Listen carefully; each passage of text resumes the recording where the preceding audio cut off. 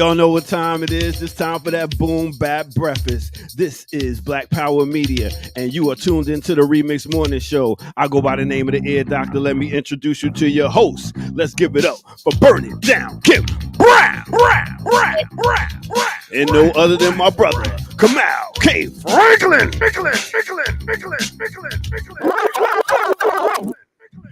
Wow.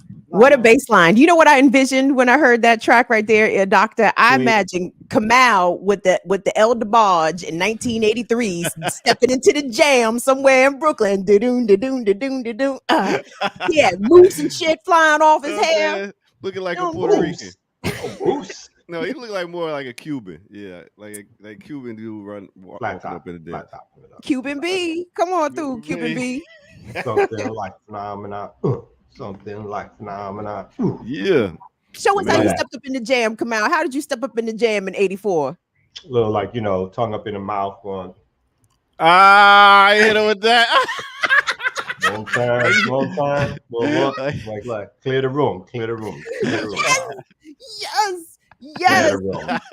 Man, ain't nothing better than a mean face, light skin up in the joint with the came in the joint gritting on everybody. Like, man, it wasn't nothing like being fly stepping up in the joint, boy.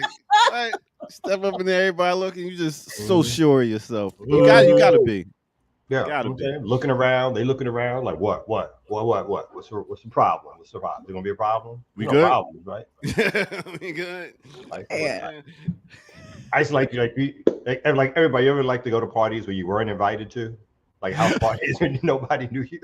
You and your people, people are like, why? Who invited us? Oh man, yeah. That leads to fights. Yeah, that right there, as a lot of people. Yeah, that was redone by Mobb Deep.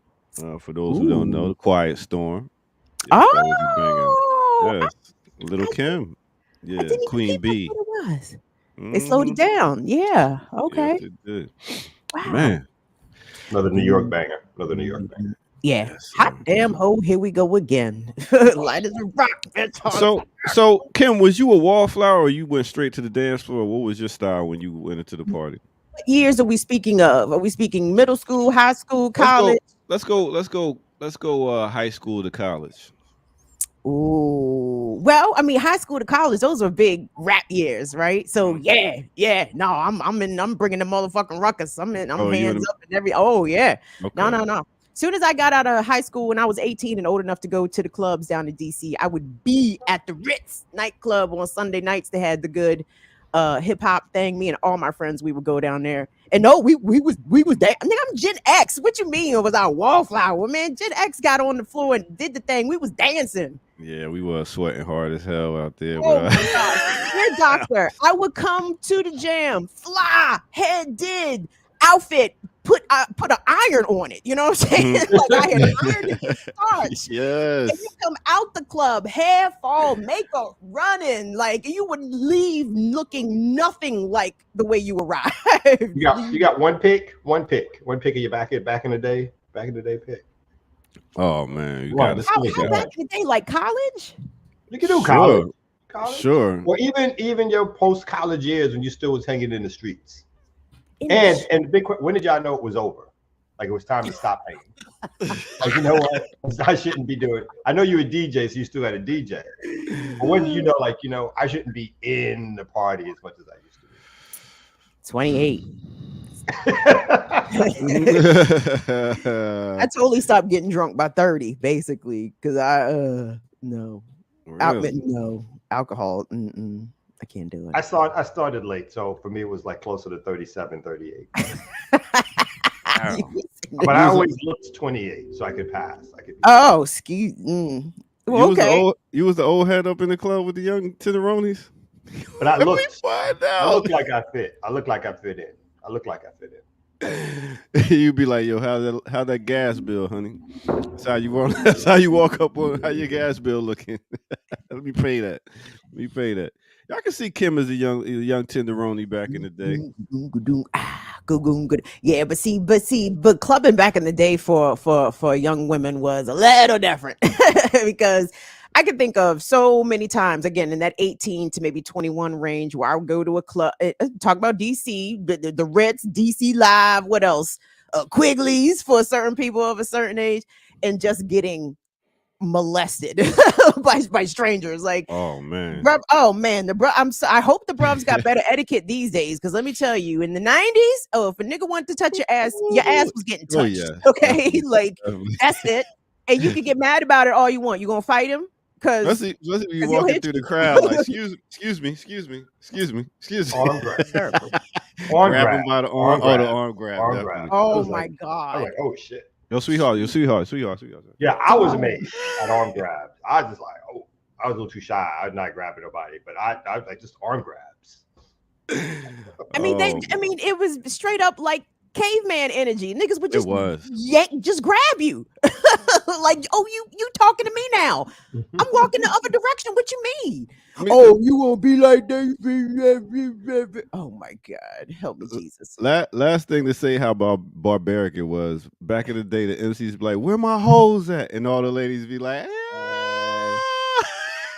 that was the only female acknowledgement, right? Where the hoes at? Where my real bitches at? No, where the hoes? Okay, well, I guess this is where our cute girls. And he ain't gonna say nothing else.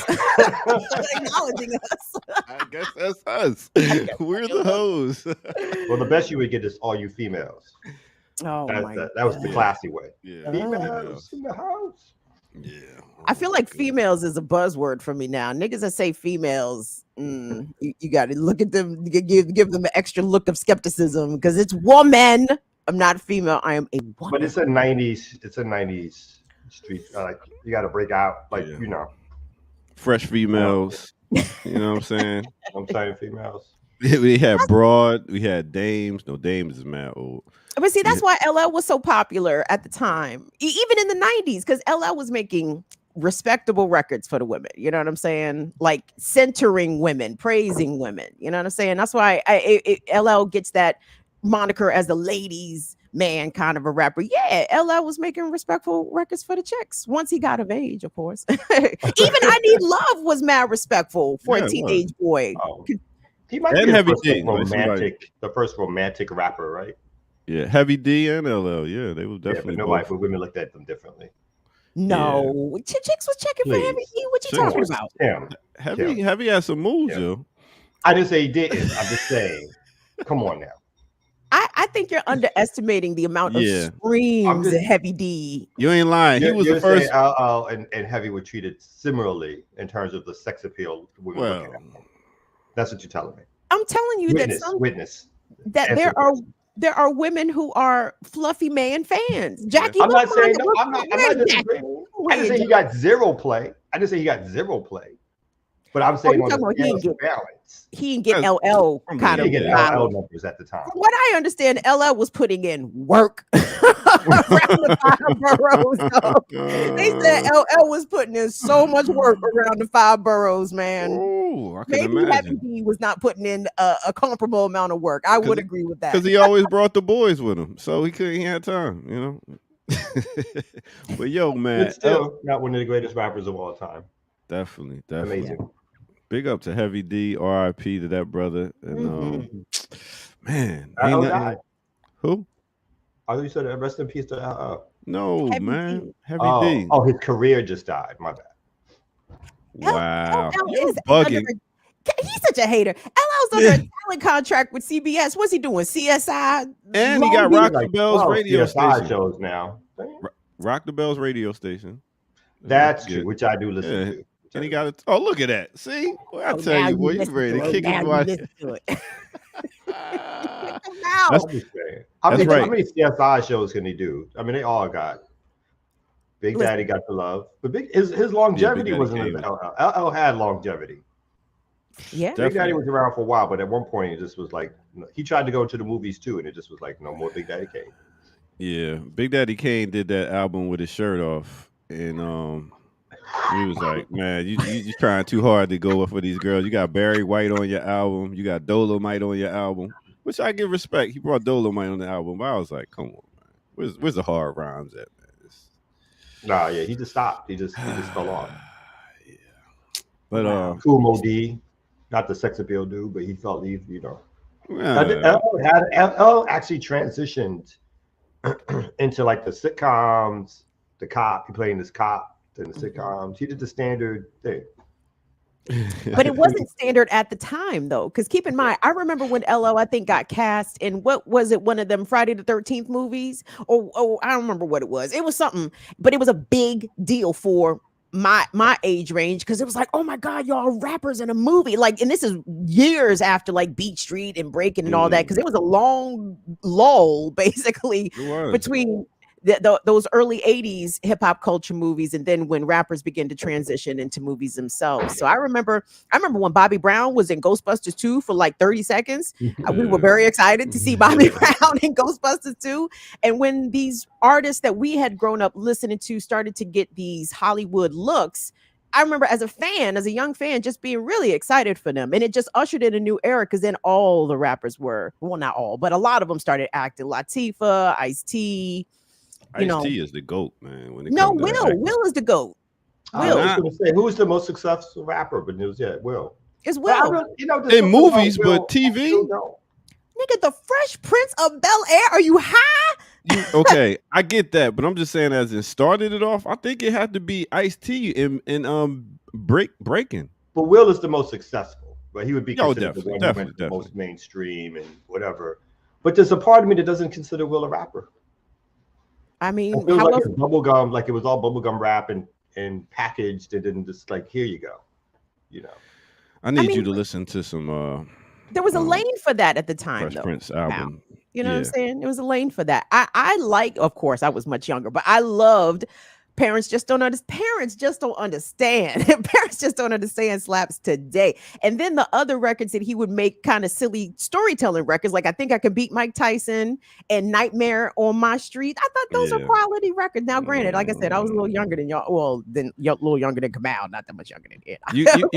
You got to think of all the other MCs that started coming in at that time when that stuff was coming out. It was just like, you had Rakim, you had Kane, you had Kool G Rap, you had so many people that was just killing it, and you was like, he talking about Parents Just Don't Understand. Yeah, it just felt like he was the first, and it kind of it had to happen, right? It wasn't like it wasn't going to happen, like, but he kind of did those big leap forwards in terms of just mainstream and rap. Like, didn't he get the Grammy? He was the first one to get a Grammy or some shit like that. Besides, as a rapper, is like the best rapper of the year. It's like Will Smith. Yeah. The first dude to get it, like, so many legends before, like you said, during, and Will Smith is the first one to get a Grammy. It was like, come on. Yeah, that was the year that they boycotted the Grammys, though, right? Yeah. Yep. Him, Salt and Pepper was there. Some other people was there too. Yeah, they boycotted the Grammys. But all right, they never transitioned into movies. They never got the transition. Who, Salt and Pepper? Yeah, they only did like Who's the Man and House Party. Like, did they guest role in House Party or no? All right, let me stop right here. Let's go to a break. Listen, this is enough. It's enough hip hop talk with Kamal on the screen. Is just messing the whole vibe up. I could have sworn that they were in. They didn't do a cameo in House Party. No, nothing like that. Ladies and gentlemen, welcome out to Black Power Media. This is the Remix Morning Show. We're gonna take our first break and come back with some news and get Kamal back in his lane. All right, let's go.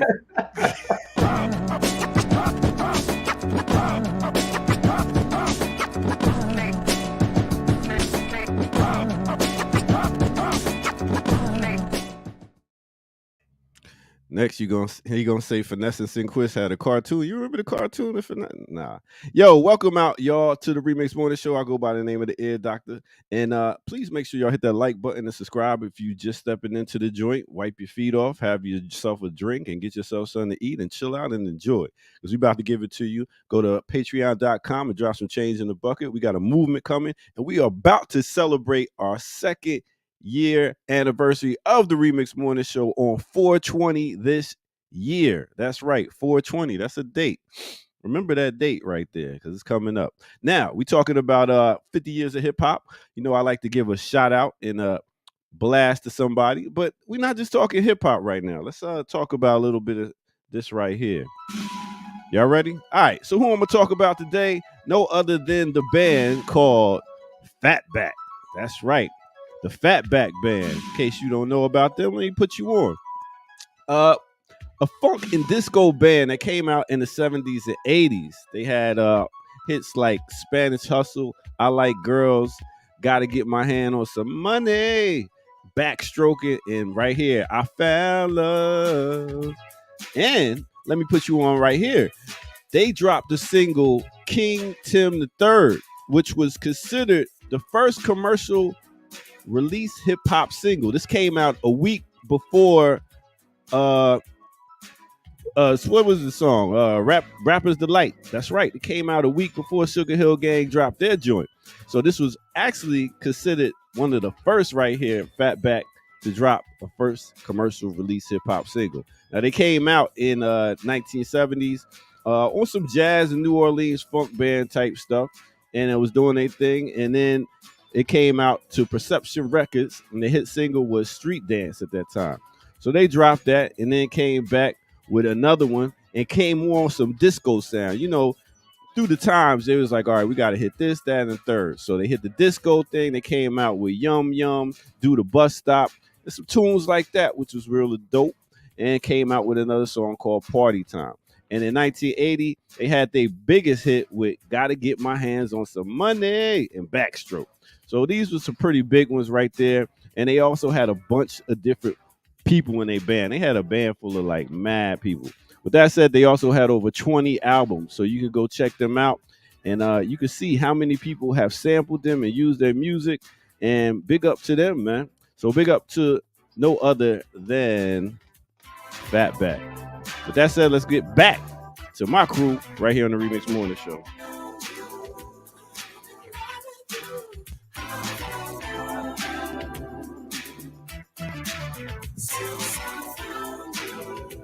I'm in love with you.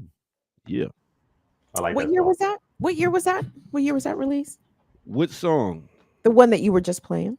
The one that I was just playing, that was released in like 77. Oh, got it. I wasn't even around then. Where was you at? Juvie? Was you in Juvie? Where was Nah, you? that was in 80s, 1980s. My bad. Yep. In 85. Why is Minister Server bringing up a difference without a distinction? Like he's saying something. Jazzy Jeff and the Fresh Prince win a Grammy, not Will Smith. Word. So if I said he's accurate. I mean, how accurate? So if I said Sean Combs won a Grammy, does somebody point out to me Sean Combs didn't win a Grammy? P. Diddy won a Grammy. It's the same motherfucker. We all know. He ain't Superman. He didn't put on a fucking uniform. He's wearing glasses. He's Clark Kent now. What the hell is that? I mean, but I feel Minister Server's point, because there's a difference, because there's DJ Jazzy Jeff and the Fresh Prince as a duo / group, and then there's Will Smith as a solo artist. So yes, there is. And because you think about it, you thinking about Get Jiggy With It. That's Will Smith. That's not Fresh Prince. I don't make it. No. All right, it sounds like the same person to me. I mean, it is, but it's not a difference without a distinction. So as you can see right here, the Fatback album right here, bam, bam, bam. Right. Lakeside, a band I care about. Lakeside. Oh, I got you next week. Lakeside it is. Let's talk about it. Your doctor still won't get to the bottom of the hip hop mystery that I've tasked him to investigate. Hey, put it out there, because I know Minister Server will help you out too. Thank you. All right, Leah. Let me ask somebody who knows. I'll help you out. I don't know if you know this answer either. So can you pull up the record, Ear Doctor? Can you pull up the Power? People know what did they come out, leave? Where'd he go? I mean, we was talking hip hop, so I was like, let me. Oh, you dismissed him. What was the question though? The Power. I've got the power. Oh, yeah. I don't want no strikes, but we know what you talk about. All right, I've got the power. Was credited to two artists. It was credited to both Chill Rob G and credited to Snap. It was the same record with obviously, different verses. And one of them had, a sister. Well, I guess they both had the sister singing the hook. But how come that same record was credited to two different folks? And it was released simultaneously. So I think both versions were in the ether, charting potentially at the same time. So how is it that the power? Yeah. Mm-hmm. Don't say this. Don't say this. Everybody's a critic. It's getting kind of hectic. Rhymes upsetting, so I shall remain. Yeah. What's up? What's up with that, Minister Server? How come two different artists got credited with that same record? All right. Well, we gonna put that question out there, and then I'm gonna get out of here. We're gonna come back with some news, and hopefully somebody answered in the comment section. The questions. I'll answer it at some point. Don't you worry about it, Kim. Thanks, Kamal. Yeah, I'm reassured that I'm sure there's some copyright issue that's more important than anything else involved, or some simultaneous copyright, or some company not backing down, or we gonna release it or hearing it at the same time. People cutting different versions, that kind of thing. Interesting. I wonder which. I think the Snap version, I think, is the one that actually made it to number one. I don't know if both actually made it to number one, but we'll get to the bottom of this. We've got some real hip hop scholars rocking with us this morning. But in the interim,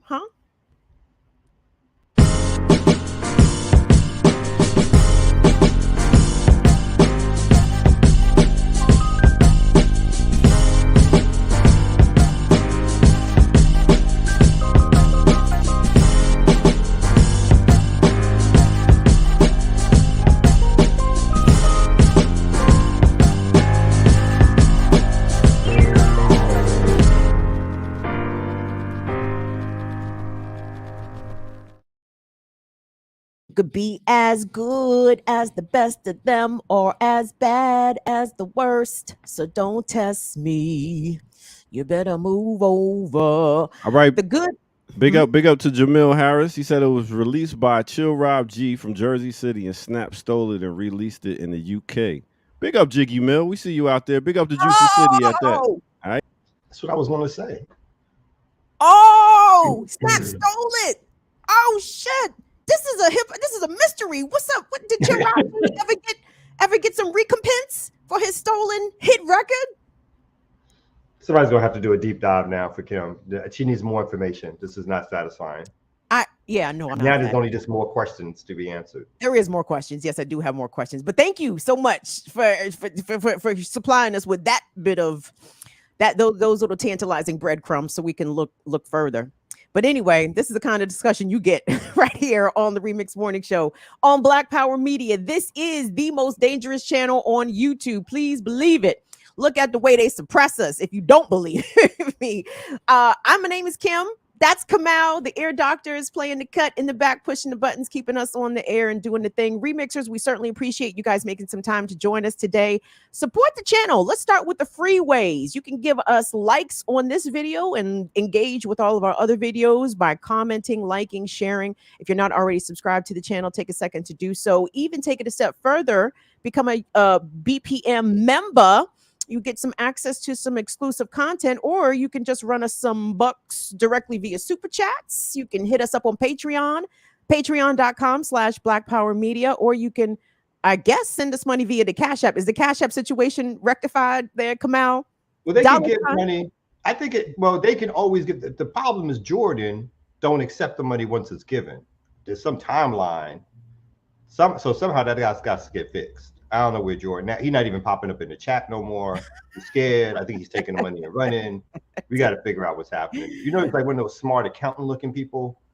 He's like he looks like an accountant. You know what I'm saying? But that's the ones who be stealing the most. Oh, the most. Petty crimes. Don't do petty crimes. They do the big ones. Grand larceny. They're in the grand larceny. And we need more money from the chat, B. I feel like y'all been slipping, except for, was it ZZ Lion? Is that the man? ZZ Lion Dad. Yeah, ZZ Lion be getting like 10, 20, 30, 40 a day. Who else be doing that? Don't forget Latif also supports the channel. I think Latif ran us $50 the other day. Oh, thank you, Latif. Was that Zenzi Bell be running the joint. V be running the joint. Who else? Zenzi. Old school New York pal, Zenzi. Oh, you know what I'm saying? There's a couple of folks who are like, I knew back, I think in the 90s, who are now listeners, whatever. Sandra Buttles, Zenzi. I was like, oh. Anytime they comment, I go like, oh. Maybe if y'all do some news, they would send some money in. Tough crowd. All right. Oh, someone send some bucks. Anthony, that's what I'm talking about, son. That's what I'm talking about. Before Kamal start trying to run into. come out, what? Kamal, do you have any stories? I emailed you a couple of things that actually stories that came from our remixers, to be quite honest. Cool. One story actually, now in the interest of full disclosure, I've not read either of these stories, so I saw the headlines. Oh, that looks interesting. Cool, we can go with that. But one story, I don't have it readily pulled up, but did you hear about the founder of Cash App getting stabbed to death on the streets of San Francisco? No. These tech bros are taking L. Yes, it is real. It's very real. 43 years old, got stabbed up. And I'm like, wait a minute. Isn't he one of several tech bros that have met violent ends? Like, these mamas don't just keel over from like cocaine overdoses like regular millionaires. You know what I'm saying? Like, they are murdered. Someone is murdering them. I'm gonna bring this story up. Yeah. Okay, I got one version of it from CNN. Bob Lee, Cash App founder, dead after apparent stabbing attack in San Francisco. Oh, you know they're gonna go crazy now in San Francisco. So Bob Lee, the former chief technology officer of Square, who helped launch Cash App, has died after an apparent stabbing attack in San Francisco. Lee's death was confirmed by Josh Godberg, the CEO of his current employer, MobileCoin. Lee joined MobileCoin. I don't care about that part. Says Bob Lee passed away yesterday at the age of 43, survived by a loving family, collection of close friends and collaborators. Bob was a dynamo, a force of nature. It says, we will miss you, Bob. Can we get to like where it happened? Apparently this happened. Now again, all of the details sound mighty sketchy, because apparently he was down near the Golden Gate Bridge at 2:30 in the morning. The fuck was you doing down there at 2:30 in the morning, Chief? Yeah. They in San Francisco, they'll deliver the meth to your apartment, sir. You don't have to. You don't have to go. You don't have to go pick up drugs off the street no more, Mr. Tech Bro. They will bring it to your house. What was you doing down there at 2:30 in the morning, man? Early Tuesday morning in the Rincon area of San Francisco, where they found a 43-year-old adult male victim suffering from apparent stab wounds. Officers rendered aid and summoned medics to the scene. The victim was transported to a local hospital with life-threatening injuries. And despite efforts by first responders and medical personnel, the victim succumbed to his injuries, the police statement said. And then they start going into an uptick in crime, apparently to tie this together. So obviously it's terrible that the person got killed, whatever circumstances there were.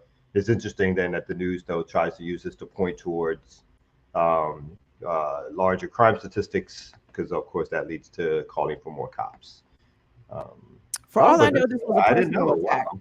Right. I mean, I wouldn't anyway. I wouldn't make the leap of saying that this murder is an indication of escalating crime. For all we know, this person, the alleged murderer, was known to the victim. Like, I don't know.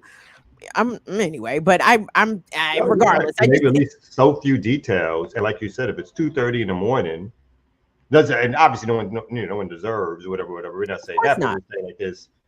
There may be. It's not like someone is sleeping and someone's home got broken into, or they just got stabbed. We just don't know. Yeah, but obviously it's big news. It's the founder of Cash App or whatever. So yeah, I have a bad habit of like reversing the usual lack of sympathy for Black victims when it's somebody of a higher class and the preferred gender and race.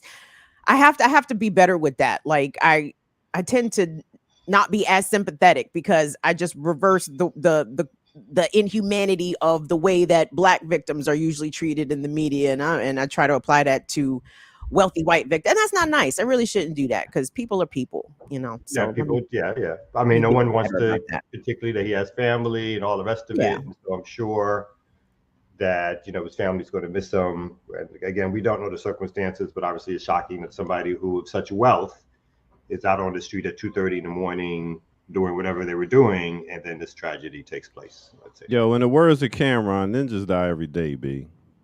Word.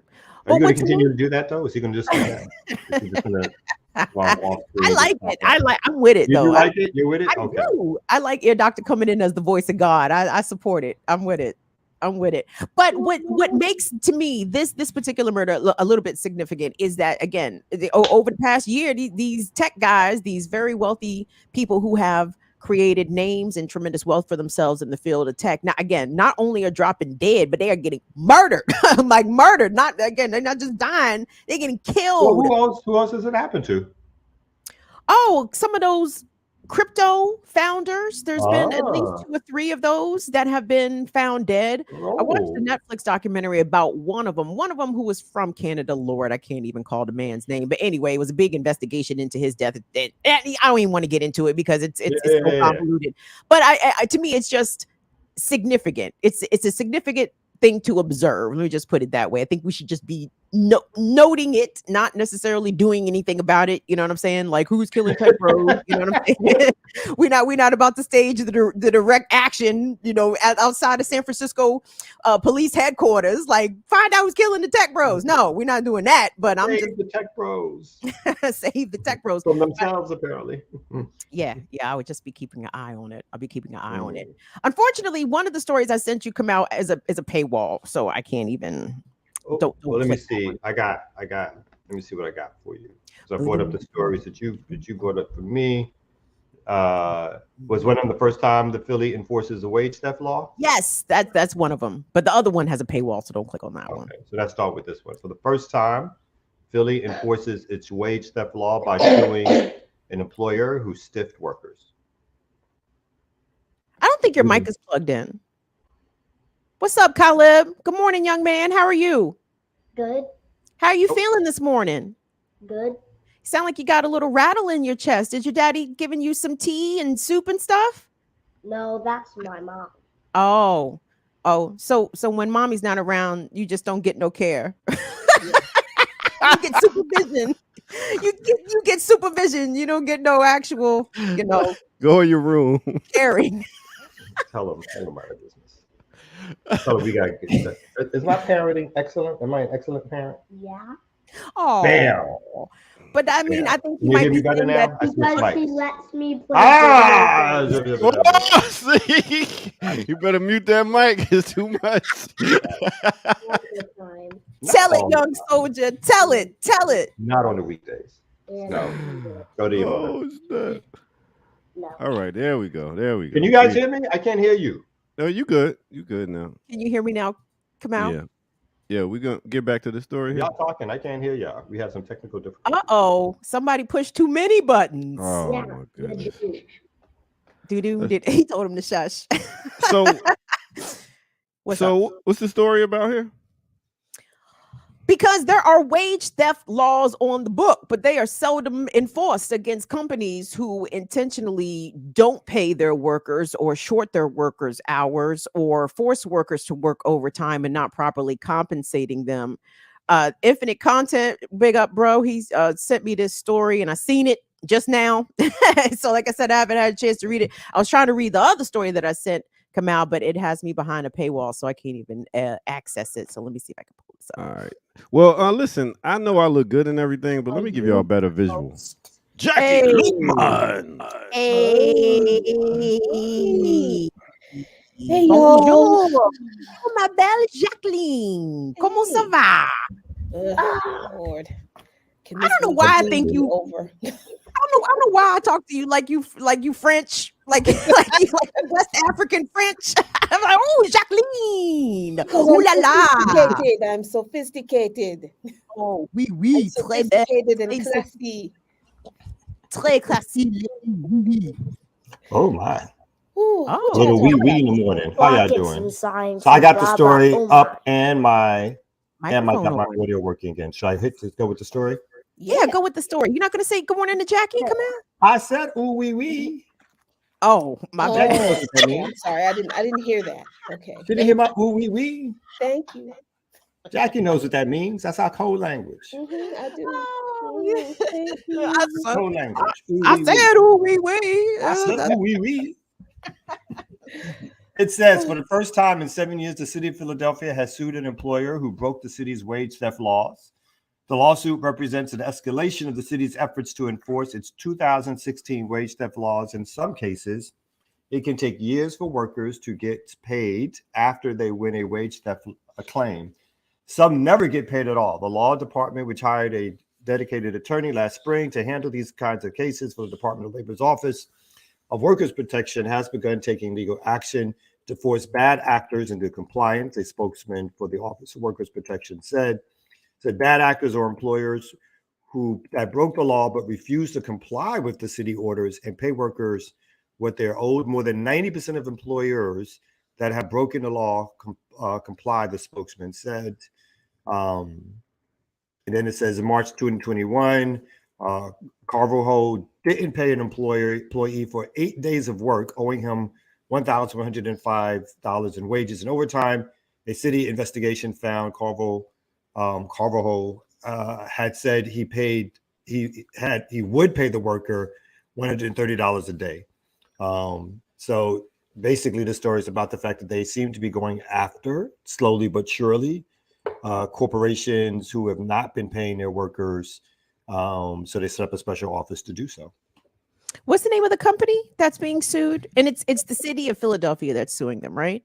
Yeah, the city of Philadelphia. I mean, it's Carvajal, I think. So I'm trying to be careful with the name. Maybe I might be mispronouncing it. But Carvalho. And it's all one word. Interesting. I'm not familiar with construction company. And it's not surprising. Construction companies, I think, are more notorious than most in terms of wage theft issues, because usually it's either undocumented workers or folks who are Latino or migrants who are doing particular kinds of work. And then they take advantage of the fact that folks either don't speak English, don't have status. Not only do they pay them less, but then they do things like this, is that they'll have them work overtime and still not pay them. And there's this is in a lot of ways how worker centers got started or have transformed some of the scenes in terms of being actual advocates for workers, because they go out and find workers and usually help them recover their wages. So, and if where was this, Philadelphia? Yeah. If this is the first time they've sued an employee. I mean, just because this is the first time an employer was caught, this certainly does not mean this was the first time it had. Can you imagine how long this has been going on just from this one company? And all of the money they made literally stealing people's wages. This is why capitalism is such a garbage ass system, because you let you and me, oh sorry, didn't see the baby there. You let you and me not pay, you let me not pay these taxes again. Because I didn't. Listen, the only reason the IRS don't come after you if you don't pay your taxes is when they owe you money, right? So exactly, because at this point they're like, oh well, she'll eventually get around to it. We'll eventually get it, because I'm in no rush to rectify that at all. But they come after individuals all the time for not paying their taxes.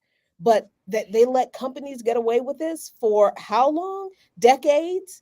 This is insane. And it's so ridiculous that it is easier to do this to people who are even more vulnerable than poor USians, right? Because like you said, Kamal, they don't speak English. They are immigrants. Maybe they are undocumented and they're afraid of being deported. So they don't complain about not being paid a fair wage for the work they do.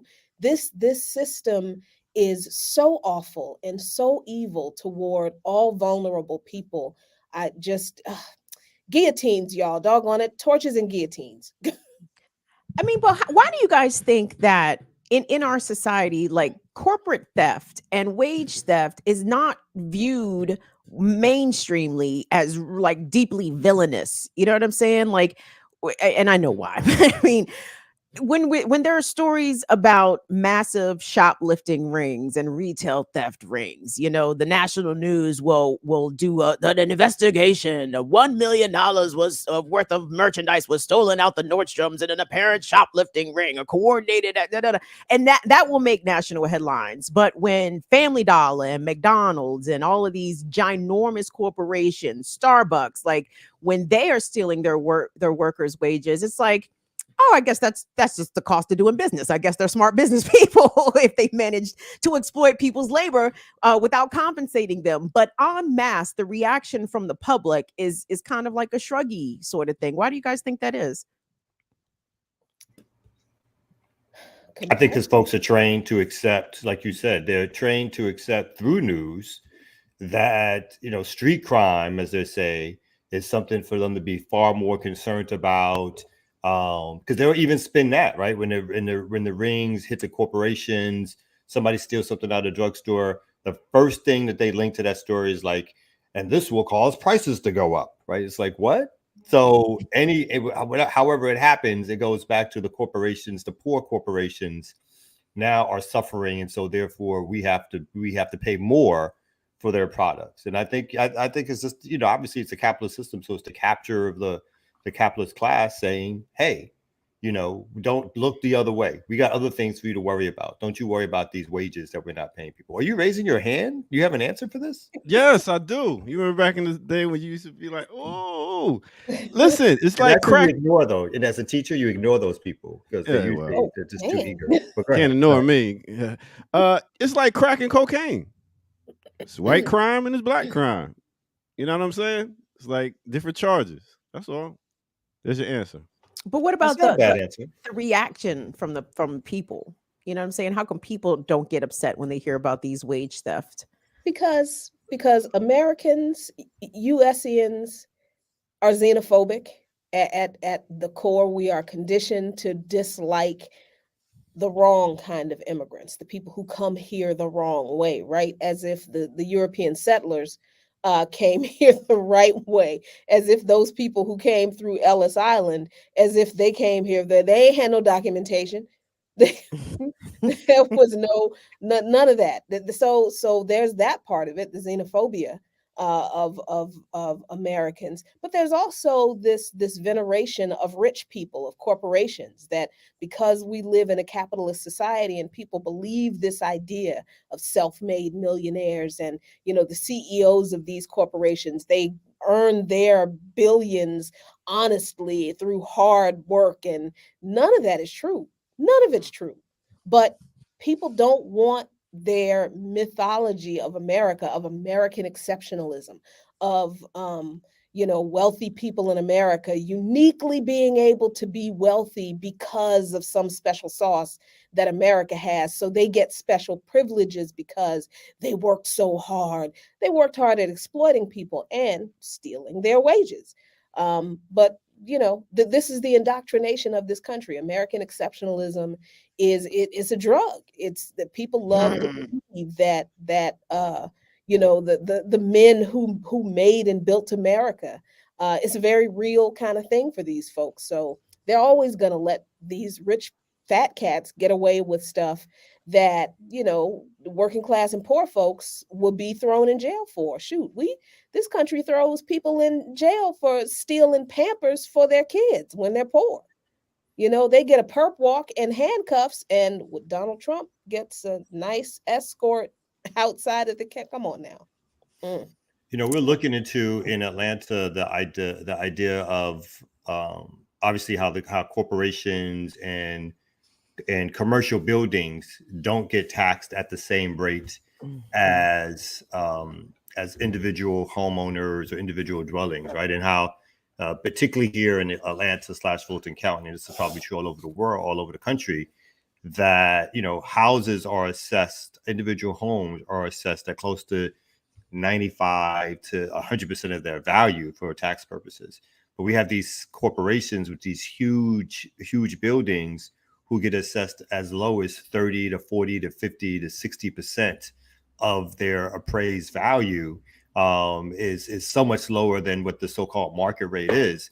and they're walking away pocketing literally millions and millions and millions of dollars. And the county tax assessor, no one goes after them, but who do they spend their time going after if you don't pay your taxes?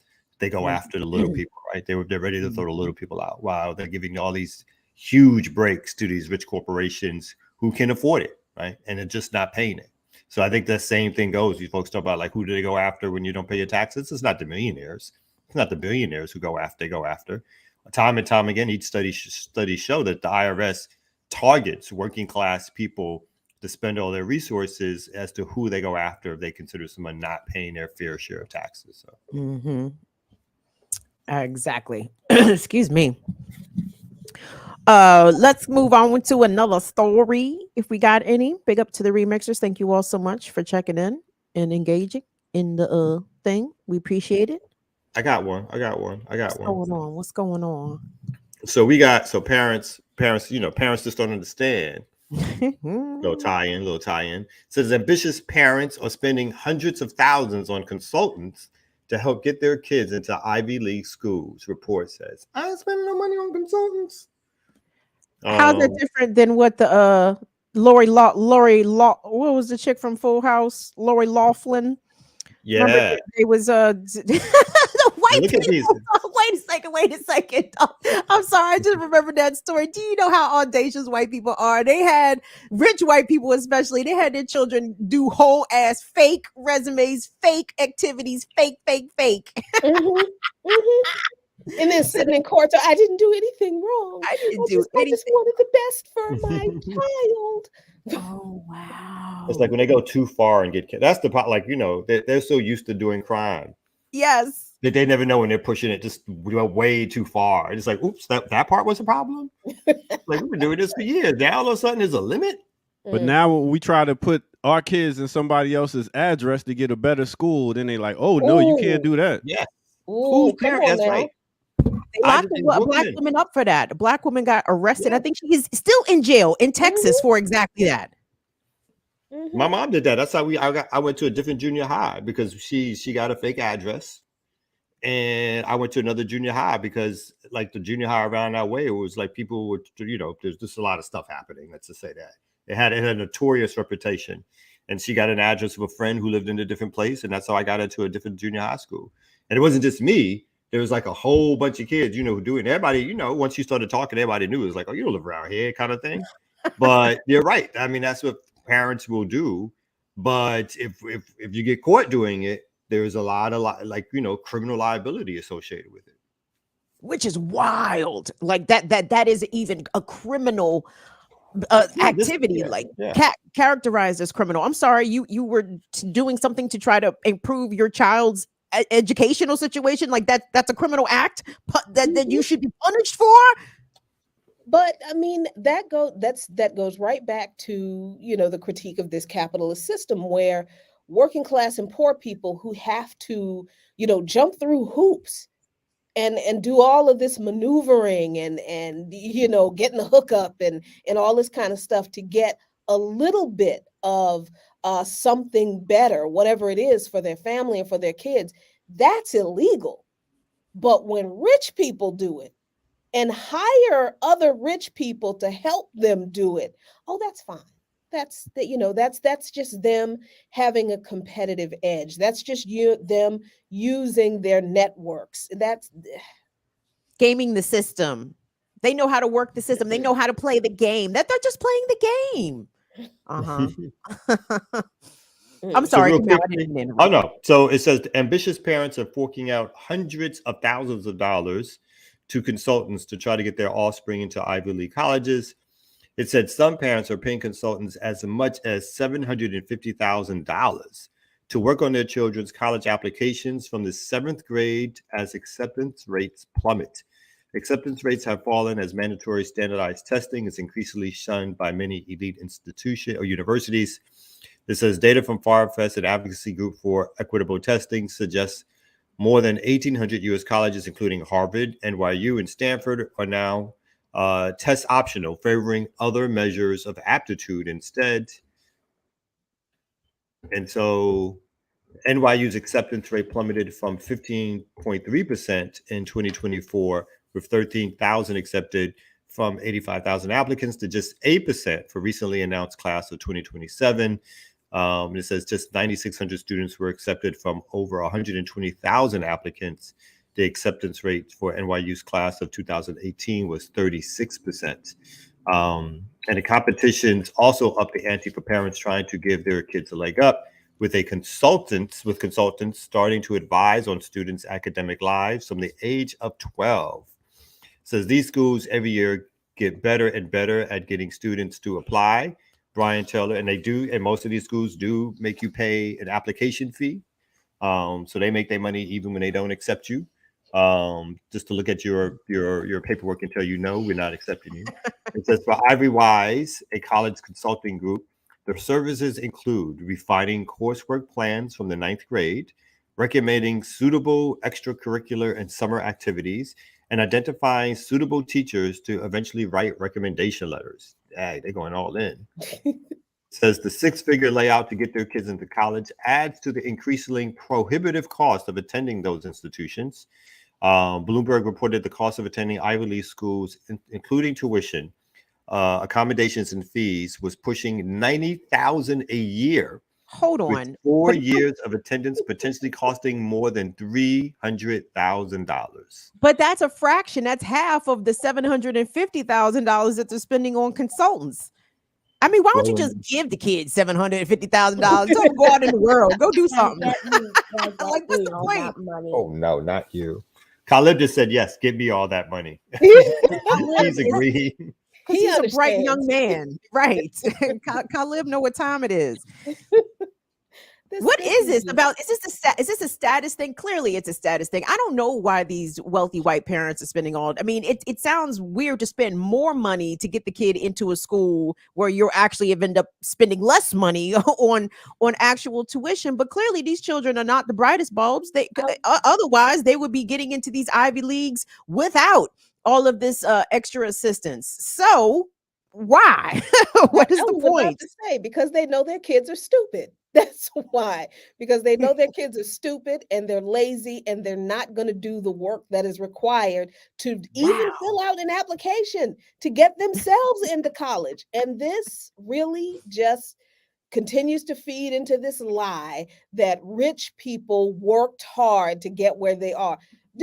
There is no work that any of these lazy, stupid children are doing to get into none. There is none of it. That their mommies and daddies, their rich mommies and daddies are paying somebody else to do all of the work for them. What kind of people do you think these human beings are going to be when they're adults? Horrible. Stinky. They're going to be mini Elon Musks. That's what they're going to be. Well, that's the other thing.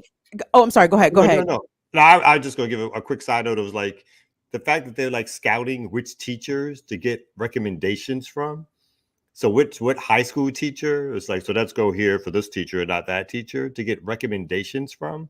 Not the teacher that knows you best, not the teacher that can say good things about you, but the teacher that you think makes the most sense in terms of what their academic background or like, what do you like? So folks are doing investigations into individual high school teachers to decide which one should be giving your kid a recommendation for college. It's ridiculous. And see, this is why overall I'm unimpressed with the Ivies as institutions, because most, if not at least half of their admissions to places like Harvard, Yale, Princeton, etc., these are legacy admissions. These are not people who are there based on merit or based on their academic achievements. They're there because their dad, granddad, grandmother, somebody attended these schools. So that automatically gives them a leg up. So when people, I went to Harvard. Oh, so you must be a rich dummy. You must be a rich dummy then. Oh, okay, cool. No, I don't have any, I don't pedestal the Ivy Leagues at all. And now, unless it's somebody poor and non-white, then I usually respect them because I know what they had to do to actually get there. But if it's people from a certain class that said they went to an Ivy League institution, I'm like, not very smart, my guess. No. Affirmative. This is affirmative action for white people. This is it's affirmative action for white people again. But again, if you have that kind of money to burn, why don't you just get a kid the money? Just give it to them. Just give it to them. Why are you guys? Well, no, you're right. They want the prestige because they're the next country's rulers. So they want to get next to this one and that one, to take these courses, to be next to this one, to have that pathway to be in the State Department, you know, to be in Congress, to all the rest of it. They're just setting them up for like, hey, this is. I mean, and they're going to give the $750,000 to them later on anyway. But that plus right. I mean, because you can't be a member of the Skull and Bone Society if you're not a student. You don't go to Yale. At Yale, you got to go to Yale. And you're not going to be selected for a high-ranking position in the U.S. government, or even considered if you are not a member of the Skull and Bone Society. That's just true. Ew. Well, speaking of skull and crossbones, he a pirate? DJ. Man, let me tell you something, man. You know how hard it was for me to get into Morris Brown?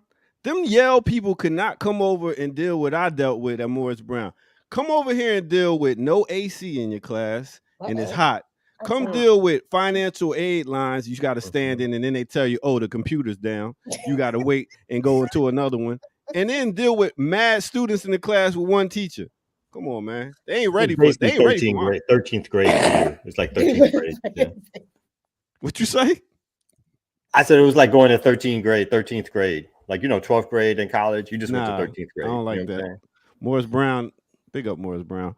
Anyway. You just ratted it out. You just talked about the lack of air conditioning and paper and 45 students to a class. I'm just saying. Weed on campus. I mean, what I'm just saying they don't know no struggle. They don't know the stuff we deal with going on. They will never know that struggle, doctor, because their parents got $750,000 to waste on nonsense. Exactly. So let's take a quick break right here, and then we're gonna come back with some more news because I want to talk about all these different gun laws and stuff that's coming out. It's crazy. All right, with that said, let's go ahead, take a quick break. This is the Remix Morning Show.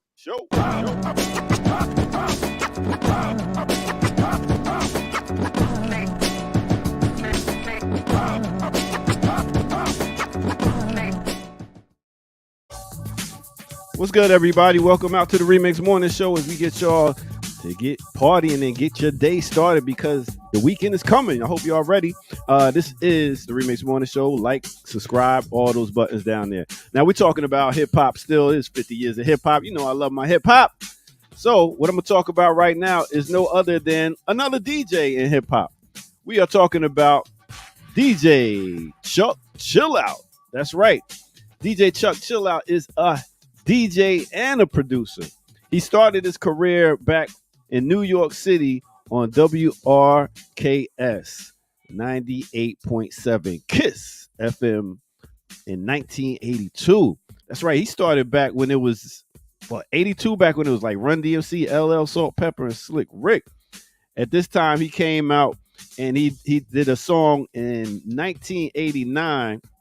Well, hold on, let me read back. After leaving in 1989 from KISS, he went to WBLS. Now, I know y'all know about WBLS for people up tri-state area. He worked and became one of the first DJs to play hip-hop music in Japan. Hip-hop artists such as Busta Rhymes, Tribe Called Quest, Run DMC became known in Japan because he was over there spinning that music. Now, in 1989, let me get back to this. He came out with Cool Chip and had a song called Rhythm is the Master. And Masters of the Rhythm was the name of the album. It came out with this and I'm Large. And he also helped DMX. Yes, DMX produced the song Get At Me Dog for his album. But he's been doing it for a while and is still out here DJing and stuff like the Essence Festival and stuff like that. Now, this group only dropped one album. So, but you can hear that Set It Off sound in the background. Set it off on the left side. Set it off. Set it off. Set it off. But yeah, that is your hip hop moment for the day. Had to take y'all back with some Chuck Chillout. So big up to that brother right there. Now, let's go back to the crew. You know how we do right here on the Remix Morning Show. When I'm on the mic to get paid, cause it's only right. Just to type this hype on the microphone. Step back and leave me the hell alone. This is my own hip hop phrase. Yeah. What would y'all be without New York? What would y'all be without New York, son? With the New York Supreme. What would y'all be? What would y'all be? Musically speaking, culturally speaking. What would the Black Nation be without New York cats? You know what I'm saying? What intellectually. He keeps saying tri-state area, but really it's like New York. That's what he wants to say. He's trying to include like some of these other surrounding, people at the periphery of things. The Bronx. Showing straight out of the Bronx. Where's Chuck? Chuck Chillouts from the Bronx? Yes. Okay. So that's what it is. That's your hip hop. Real quick before I do go, Leah Boggs, since we are going to get into this whole gun law stuff, Leah Boggs said North Carolina A&T had a scare last week. White man on campus. Man was caught and found with multiple weapons. Oh, damn. So it's going down right now. And then you got your boy Trump talking about, yo, get everybody up. I ain't trying to go down like that. It's wild out here. So I'll let y'all take over for there. I'll lay it out and let y'all walk through. This nigga Trump is hilarious. Trump is talking shit about the judge's family, dog. I said the audacity of white men, like nothing's off limits. I am here for it. I love to see Trump being a disruption, I guess, to the system and pissing off the establishment. Not that I'm a fan of him. I like his boorish behavior, to be perfectly honest, because he sends all the mainstream news outlets into a tizzy because I don't know. And I don't like, I know it sounds like praise of him. No, it's fuck Trump. Trump is a terrible person, no doubt, but I have to laugh at his antics because it does make me laugh. It is funny. I mean, the whole thing with Trump is that he is the unvarnished face of power in this country. That is the thing that rankles the establishment, GOP and Democrats, because it's not like the Democrats had a problem with Trump because he was Republican. They had a problem with him because he is exactly what they believe in, just without the veneer of tact and the decorum, right? That's all it is. And the Republicans hated him for the same reason. So when you look at that, when I look at that and I see that Trump he really is what power is in America, that any old random idiotic, sideshow, circus barker, flesh bag of a human being can, as long as he has enough money, he can have enough power to affect the lives of other people. That is the nature of power in this country, as long as that person is white. You feel me? Because even if such a person were black, as much as we despise the black misleadership class, and we cast aspersions on black celebrity class, as much money as they have, their impact is kind of limited, with the exception of Barack Obama, who was allowed to ascend to the same heights for a very specific reason, to kind of shut black folks up about challenging the system. So, but Trump is also a representation of the same power that Obama wielded, the exact same. It's power in a capitalist, white supremacist, settler colonial, patriarchal system looks exactly like Donald Trump. And it also looks exactly like every other politician who says the nice words and behaves well in public and doesn't talk about people's families, because they all do the exact same thing. And that's just, we really just need to accept that about this thing. And the interesting thing is that Trump actually tells the truth about about some aspects of the corruption in this system for the absolute wrong reasons. Like they're not coming after you just because they dislike you, dude. They're coming after you as a cover for themselves. But that doesn't mean that all of his criticisms are not true. My thing is, we've been making these criticisms all this time. So why y'all got to listen to Trump? Why is he the stand for calling out the system now? It's like, and what was the thing? Remember, he's like, we got our killers too. And I forgot what he was referring to. Basically, was talking about how the United States has overthrown leaders and taken folks out, and the press was in an uproar about that. And like, because it's the very reason, like you can't say that in polite company. Of course, we do it. Of course, they do it all the time. But you just can't speak about it in a way in which he does anymore, right? To me, I mean, it's sort of like sometimes when I think about, I compare it again to like the North and the South during the Civil War times. It wasn't like the North was opposed to white supremacy. They just thought that the dumb cousins in the South were doing it worse, or they weren't doing it as smoothly, or they were limiting the financial opportunities by the way they were continuing to engage in white supremacy and the capitalism economics. It's like there's a better way to do this, guys, and you guys are too stupid to let it happen. And the white cousins are like, we ain't stupid, you Northerners, blah, blah, blah, blah. We know how to run this. You know what I mean? It's like, we got this. And it's like, no, you don't. You guys are just shut up. And, and they got into a big fight about it. And it continues to go on. And in these days, like you said, there's that black misleadership class, particularly on the Democratic side, we just brought into it. And it's like, they're not trying to change anything. They're just saying this is a more sophisticated way to do it. And if you don't do it this way, then boom. So I brought up the story though, because like of the continue on with the rich man gets it all, because Kushner, obviously the son-in-law of Trump, has recently been in the news also, because his firm got hundreds of millions, not thousands, not a couple of million, hundreds of millions from two Persian Gulf nations. And this infusion of money from interest in two Persian Gulf monarchies reflects the close ties to Middle Eastern countries established by Jared Kushner, former President Donald Trump's son-in-law. So he's not indicted, right? Trump is indicted for bribery of paying somebody off.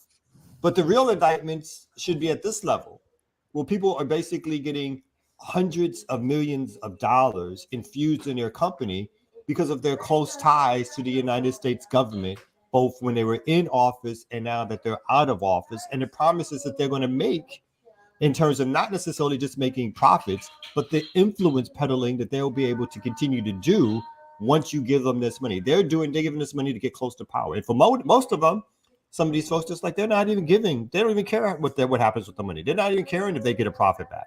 Their profit is in the influence that they'll have because someone is receiving this kind of resources. So is the story that Jared just received this money? Is there a criminal investigation to this, or this is just something that the New York Times decided to note for the record? Did you know that Jared Kushner got $300 million for? I'm just throwing a number. I didn't read the article, but where's it from? UAE? Is it from the Saudis? Does it specify where this money came from? Yeah, this story is more about the did you know at the Variety. It says wealth funds in the United Arab Emirates and Qatar have invested hundreds of millions of dollars with Jared Kushner's private equity firm, according to people with knowledge of the transactions, joining Saudi Arabia in backing the venture launched by former President Trump's son-in-law as he left the White House. The infusion of money from interest in the two rival Persian Gulf monarchies reflects the continued effort by Mr. Trump and his aides and allies to profit from the close ties they built to the Arab world during his presidency, and the desire of leaders in the region to remain on good terms with Mr. Kushner as his father-in-law seeks the presidency again. And I would say says the Emirates invested more than $200 million with Mr. Kushner's firm Affinity Partners. Two people told about the transaction said. The UAE's embassy in Washington declined to comment. A Qatari entity invested a similar sum, according to two people with knowledge of the deal. The investment from UAE came through a sovereign wealth fund, but the identity of the Qatar investor is unclear. An Affinity Partners official did not respond to an email seeking comment.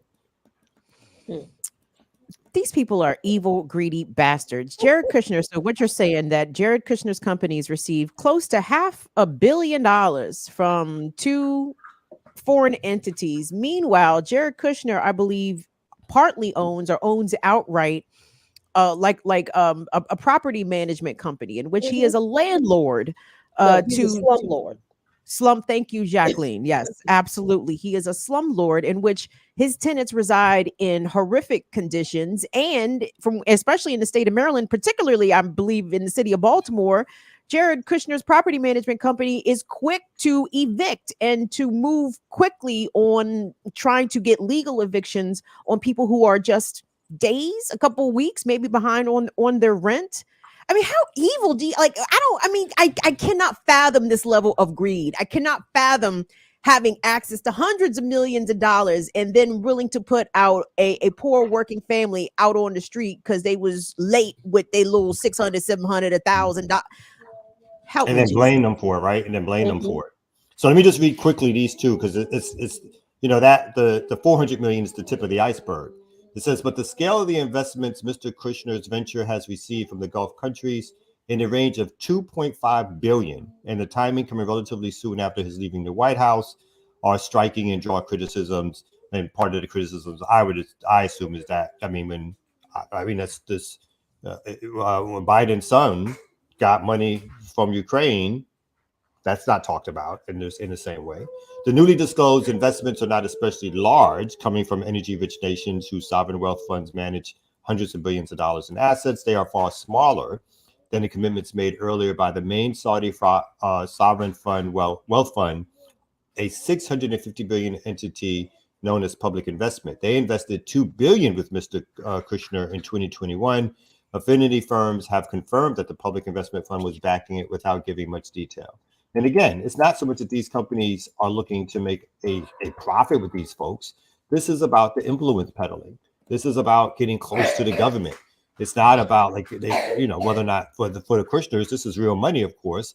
This keeps them going in terms of buying their yachts, mansions, travel, $750,000 for consultants for their kids when they get ready to go to college. That's what this money is for, right? So it's not about like, hey, they're going to turn a profit. This money is for the influence, and then on the other side, this money keeps them wealthy. They don't got to do nothing but travel and shake hands. Yep. I mean, Jared Kushner, from what I understand, he doesn't. I don't know where he went to school, but the only thing that matters is he's Trump's son-in-law. His proximity to that power.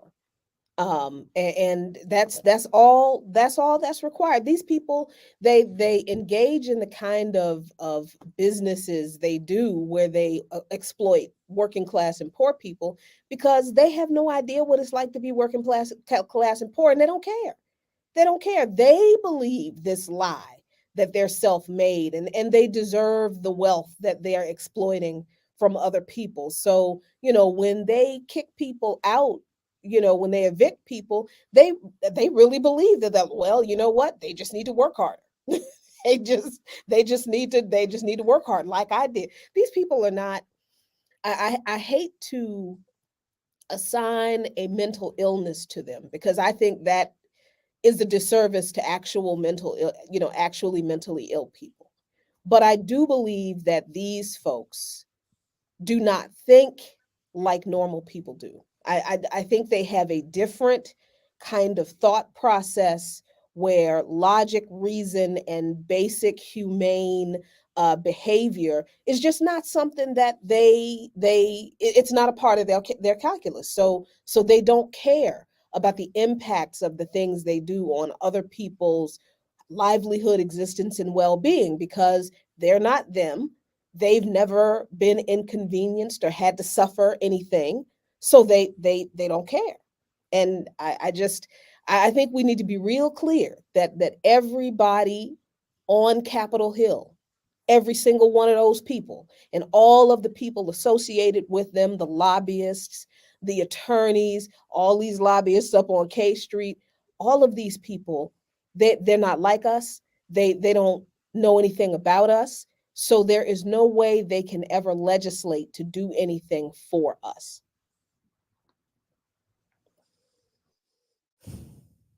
I don't have nothing to say. You're just disgusted. I'm just so disgusted. Because I mean, for one, the state of Maryland, when it comes to evictions, is I according to the Eviction Lab, which I think is a Harvard-based project, actually, they did a piece that said that the state of Maryland in their eviction processes is usually processing people's evictions and they don't legally have a right to. Like the landlords are given the leg up here where they can expedite these evictions without formally going through the whole process. They could just get the ball rolling and the state will acquiesce despite there being laws against this. So for somebody like Jared Kushner, who, number one, as you said, Jackie, has no sort of compassion, empathy, understanding for those in lower classes than he, for his company just to be, rubber stamping people's actual ability to remain housed. And what being housed and versus being unhoused literally does to and for people and for children. And for him to have $500 million, $2 billion right at his fingertips, and he still operate like this as a human being.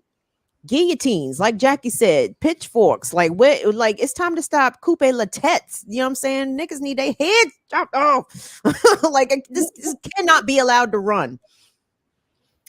Yeah, I mean, and look, as long as this system is still a capitalist system, it's not, this is not going to change. Ooh, I actually had that story up. Yeah, let's get into that. Okay. Yeah. I mean, this ties into the earlier story of what's happening at these campuses, and again, these are the gateways to being accepted in certain societies. But there's always a little bit of like, you can be in that society, but you just don't get treated like everybody else. So 4 Harvard students held at gunpoint by campus police in swatting attack. And then really quickly, it says at least five armed Harvard University Police Department officers raided an undergraduate suite in Leverett House in response to a false 9/11 call about an armed individual in the suite early Monday morning. The 4 Harvard College seniors in the suite, who are Black, awoke to the sound of banging on their door. Moments later, HUPD officers ordered them into the hallway at gunpoint. The HUPD spokesman, Catalano, said in an interview that Harvard University police were dispatched to the building. That Harvard University police were dispatched to the building. What's going on? It's not letting me do. There we go. Finding negative results for individuals with firearm or any persons acting in suspicious manner. At the time of the raid, seniors, and they give the seniors' names, were in the suite, according to Cotton, who said he was awoken around 4 a.m. by the sound of banging and commands to open up. The bangs were so loud that to Siege, I'm not sure how to pronounce that name, who was asleep in the suite across the hall from where the raid occurred, said she initially thought the knocks are coming from our side. Cotton said when she peered out of her room, she saw an HUPD officer in riot gear holding an assault rifle had already entered their suite. According to Cotton, the officers with their rifles pointed at the students, instructed them to exit their rooms with their hands raised. She said the students were then escorted to a neighboring suite. All I can recall having in my mind is I haven't done anything, Cotton said. I really have no clue why they're raiding our suite. And someone's saying this is a crazy and terrifying experience. And after she and her roommates were led into another suite, Cotton said an officer came to them and explained that a false report had led to HUPD to believe there was an active threat in the building. Catalano confirmed that the students were briefed by officers about the false report. We were all extremely scared, particularly because my roommates and I are Black students who have been bombarded our whole lives with stories and images portraying how situations such as this had ended up terribly. Cotton wrote an email to the Crimson Monday. We thought our lives were in danger. We were traumatized.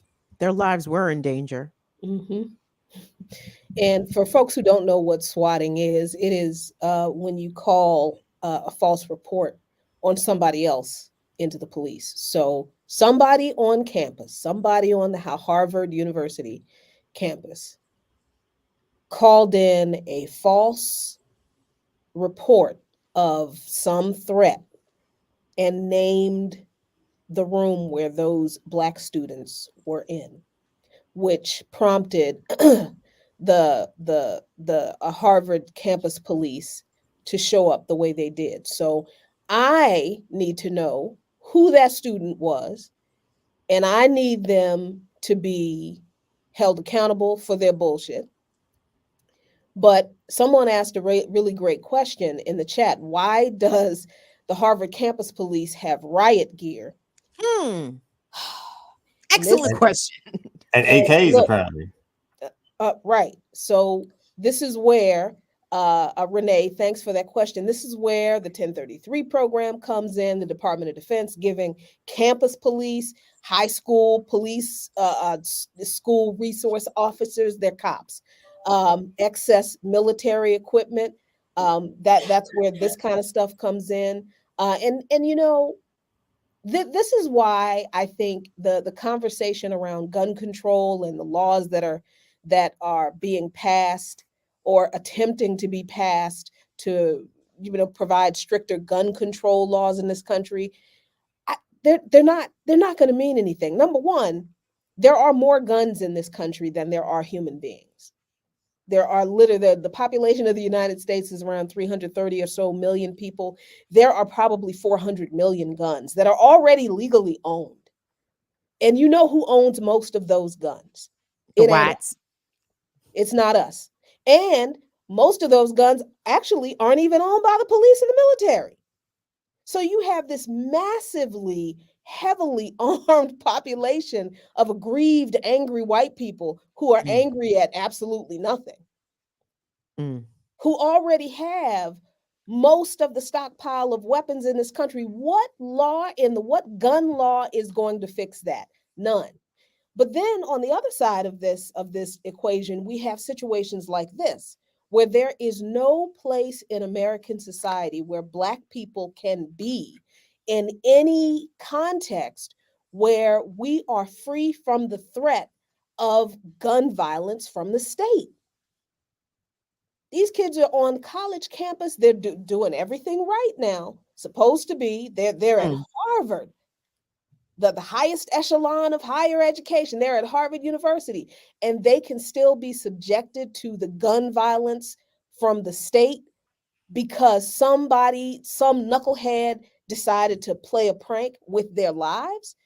Gun laws are not going to fix this country. That's just how I just see it. We're beyond gun laws at this point. And what is really bothersome about this story is that how it just simply takes an accusation to effect this type of over militarized response against college students. I don't know who the race of the person who made the call for the swatting was.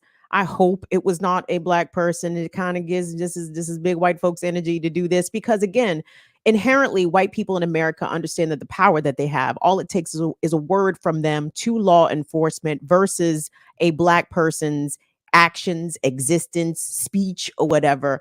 And they know that the law enforcement will come in heavy-handed, potentially violent.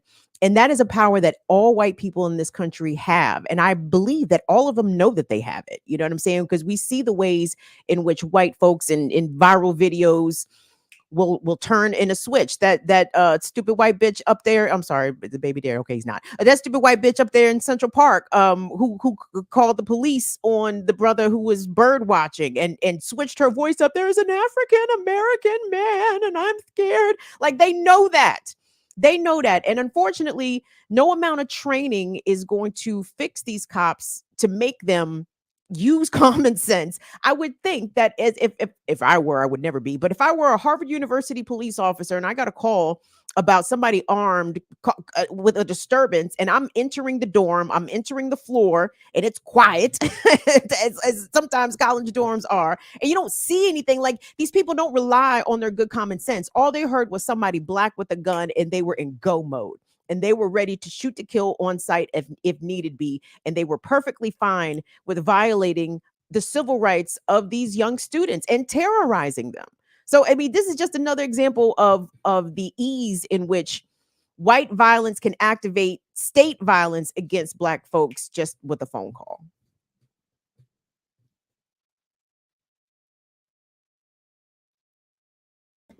I know the ear doctor's waiting in the wings. We do have that other story that could be a companion story to it, but we can do that when we come back because we're going to get one good break from the ear doctor. Yeah, Jackie, your mic is off. You was talking. Sorry. Yeah, it's all good. It's all good. Let's go ahead and take a quick break and get back to some more stuff. Can you imagine being having a job where you got the right to, well, not the right, but you can shoot somebody, you can beat somebody up, and you never get to do it? and it's the one time you get the opportunity, you find a black person in the alley, and you're like, oh yeah, I could finally test. I think that is part of it. I think that's part of the love of the job, is that they get to act out on that aggression level, and then everything is heightened, the adrenaline is running, and then you get to respond. And then if somebody doesn't heal right away, they don't listen to you at the moment's notice of your command of your voice, you feel insulted, you're trained to feel threatened, and then you act to dominate the situation even more. So I think that's part of the whole makeup of it. Yeah.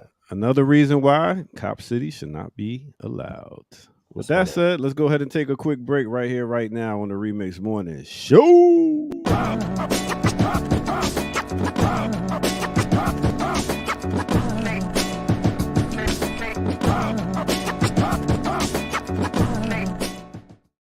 What's good, everybody? Welcome out to the Remix Morning Show. I go by the name of the Ear Doctor, and please make sure y'all hit that like, subscribe button, and drop some change on Black Power Media so we keep this train moving. With that said, I always ask people if they got some music, please send it in. Please send it in. And where should y'all send it, you ask? No other than to the Ear Doctor, right here at eardoctormusic1@gmail.com. So with that said, I do have somebody that sent a song in. Actually, a lot of videos. Big up to who is it? Barbara. Barbara sent in a video of a guy that goes by the name of let me see this name here. This name right here is Perry Red. Perry Red. So I'm gonna play this, and I want y'all feedback of what y'all think about it, because I'll just play it. How about that? Let's go. Perry Red, y'all. This song is called Militant. In this country, you would think that white people were God, that they had the right to give us our freedom, our freedom, our freedom, our freedom. Why you look at me like you don't like me? How can you not like somebody that you don't see? Respect is something you can give for free. I deserve respect even though we don't agree. You call me radical because I'm not the status quo. You call me leftist because I answer questions you don't know. You call me pro because you can't trust my cash flow. You call me militant because I choose not to go. Am I militant because I can't fake? Am I militant because I'll do it anyway? Am I militant because I do it like that? Am I militant because my shoes are black? Am I militant because my voice is loud? Am I militant because my voice is loud? Before they give us our freedom. You ain't seen militant. Okay. So yeah, that's Perry Red, y'all. Perry Red. With that said, let's go back to our Remix Morning crew and see what they're talking about. All right, right here on no other than the Remix Morning Show. Let's go.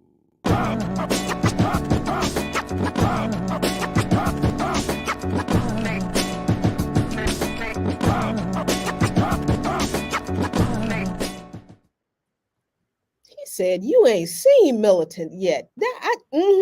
Yes, I approve. Thank you. You like that? That's from the DMV area. I liked it. That's why I don't like it. His name. Who? Shut up, I feel like I know who he is. What did you say, Kamal? No. I was saying, it was from a certain area. It's not from New York, so that's probably why it's lacking. I mean, they had Wale. You know what? They had Wale. My bad. Yeah, Wale was good from DC. Let me tell you something. DC ain't got nothing to prove to y'all. Ain't got nothing to prove to y'all. Man. Don't nobody care what y'all think. Nobody cares. So Kim, tell us about Perry Red. So Perry Red, I'm gonna withhold judgment because to me, the mix wasn't clean. It's not a clean mix. Nah. Like I'm hearing his levels are all off. I'm not really getting the vocals very clear. I'm not really able to understand exactly all that he was saying. So I think that the song has potential. I would like to hear it remixed and mastered way better and resubmit, because I like Jackie said, I could feel the vibrations of something, dope in bubbling underneath, but it was way underneath that music track. The vocals was buried underneath that music track, my guys. So get that mix cleaned up and send it back in. Yeah, there you go. Yeah, see, I don't know that much about I don't know that much about music to have that level of a critique, but I appreciate that critique. Nobody cares what Kamau is about to say, so just go ahead No. and Oh, please, I gotta hear this. This is what Well, I we wasn't say the gonna say best for no. last. I appreciate the try. You know, it's always good to take a shot, even if it's a brick. You know what I'm saying? see. And they, you know, they took a shot. You know, what else can I say? You know, And they sent in, and let me tell you, when they sent this in, they was like, hi, I'm a financial supporter of BPM, t-shirt wearing supporter, especially the Remix Morning Show. And I was like, okay, I'm gonna play it. Okay. Yeah, Perry. It's not bad. It just needs to be cleaned up. Just clean it up. You know what I'm saying? and if Just you want to clean buy up the me look. off, Perry, you got to do more than just the t-shirt and the mug. B. You know what I'm I saying? need Stop Jared playing. Kushner levels of buy off. Kamau You know is what I'm kind of saying? expensive. Oh my God. Just You know what I'm saying? I need some hundreds popping up in here in the chat. But Give me the- but continue to please send in your music, and we will air it out and talk you really about want them too? it. Huh? yeah, I like these segments. I really do, because I like, hearing new stuff. Yeah. I don't like to encourage people though to do things. I I mean, know, because you're a curmudgeon and we don't really care. Why? what is that word you just used? He is What? a curmudgeon. He's a Yes, he is curmudgeon. a He's a curmudgeon. cranky old man. That's Wait just a minute. We gotta put Jackie solo screen. Please tell us that again. It is what a curmudgeon. What is that? Kamau Franklin is a You've curmudgeon. never heard the word curmudgeon? He Thank you, is Kamau. 'Cause I was about to an say. old man whose opinions are always negative about everything. A munchin? Ear Curmudgeon. doctor. He's a munch. You will not be 45 years old and just hearing curmudgeon for the Not no first time. curmudgeon. You No, I heard that. sure have. no, Listen, no, we didn't use that at Morris Brown. Stop. But no. don't say that again. Don't repeat that. He's a munch. I mean, just say he's a munch. Curmudgeon. No, he's a curmudgeon. Curmudgeon, That's what he Oh, is. munchin. Oh, my bad. I'm out of here, man. Y'all. Morris Brown. Shame in the name of Morris Brown like that. Oh my gosh. Ear doctor, he was pulling our legs, y'all. He has heard the word curmudgeon Of before course he has. today. No. Oh. Hey, can That's we get to this news story real quick? Mhm. So I found this very funny, and I'm gonna channel Dr. Ball. Where is the thing? Uh-oh. And, Let's get our pull voices out my right. petty. So yesterday, for some reason, I'm pretty sure that Elon Musk just did it to be petty himself, to be trolling. He applied the U.S. State affiliated media tag to NPR's Twitter account. And Twitter and NPR lost their mind. See, there it is right there. U.S. state affiliated media.